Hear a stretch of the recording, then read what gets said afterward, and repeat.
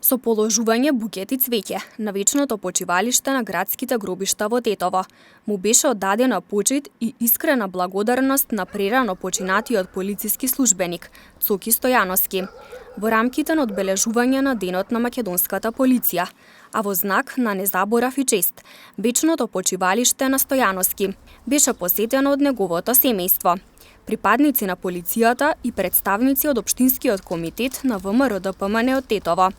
Свежо цвеќе исто така беше положено и пред бистата на Стојановски во дворот на Собраќајната полиција во Тетово. Денес е ден на македонската полиција и како празник е проследен со низа свечености и одбележувања.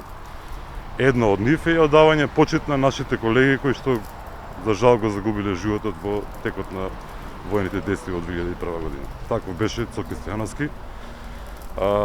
Во рамки на празникот оддаваме почит како на него, така и на останатите колеги. Денеска, покрај тоа, имаме и други свечености кои што во текот на денот ќе ги извршиме. Цоки Стојановски загинал ноќта на 31 јули во 2001 година, а бил погоден од куршум на пунктот лоциран пред поранешните простории на Радио Тетово.